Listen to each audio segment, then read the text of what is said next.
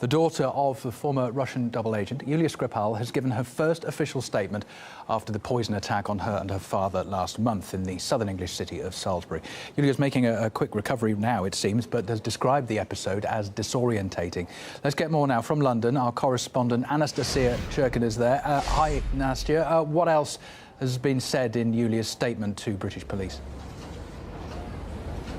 Well, Colin, this was certainly a highly anticipated statement, given that it's now been a whole month of this saga unraveling since Sergei Skripal and his 33-year-old daughter Yulia were taken to hospital following this incident in Salisbury where they were said to have been poisoned. And now in this first official release of any information from either one of them, indeed, Yulia Skripal has released a statement where she has said that she has now been in good health for a week. She's thanked the people who came to the aid of her and her father when they were, as she said, quote, incapacitated. And she did indeed say that she's found the whole experience so far disorientating, so she's asked for privacy. And this is certainly something that neither Yulia or Sergei have, well, despite the fact that they were in a coma, given much of throughout this whole month, of course, with allegations of all sorts flying around about what exactly happened to them. Now, it has to be said, of course, that they were found on a bench in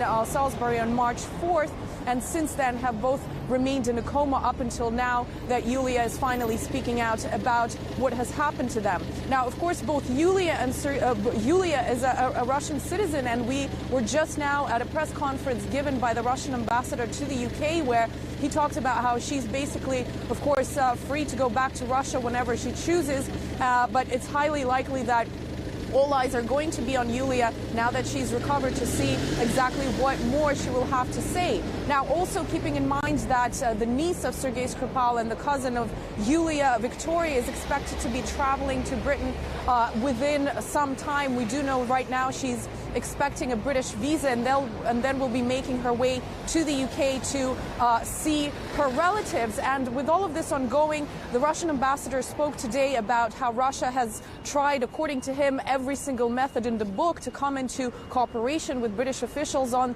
this whole saga. He's talked about how it's important to see facts, how Russia would like to partake in an investigation together with Britain and the rest of the international community, including the Organization for the Prohibition of Chemical Weapons, where, of course, Russia put a draft suggestion for those involved in this organization to work together and calling for transparency. However, as we know, that did not go through. At this press conference, I asked the Russian ambassador where this whole situation goes from here, given the gravity of the accusations, as well as the lack of cooperation between Russia and Britain in this whole scenario.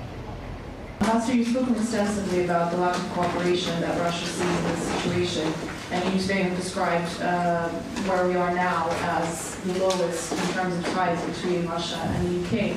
Do you think there is a positive long-term outcome to all of this? How do these two countries eventually move forward out of this deadlock if this continues? The lack of cooperation, accusing Russia, and Russia feeling like it's not being included in this.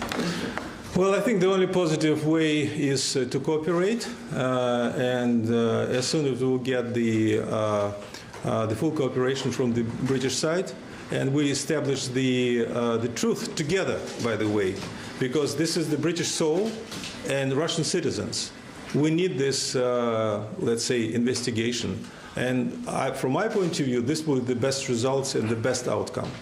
Of course, this whole time, this whole month, Russia has been asking to be involved in exactly what is going on. It's been asking to see samples. It's been asking to partake in the investigation. It's been asking to see some kind of evidence or facts or a sample of the nerve agent that was said to have been used in this whole incident. However, that still remains to materialize. And we do know that in terms of where this goes from here, for now, the latest that we're expecting to come next is some kind of fact-finding from the investigators, who the police have said any results could be not announced possibly before a couple of months or weeks or even months, as they said, and of course the investigation of the OPCW. So all of those should be shedding more light, but clearly there's a major deadlock right now, not just diplomatically, but in terms of how Russia and the UK see this situation in terms of moving forward. Indeed. OK, for now, in West London, outside the Russian embassy in Kensington, Anastasia Churkin, thanks very much for that.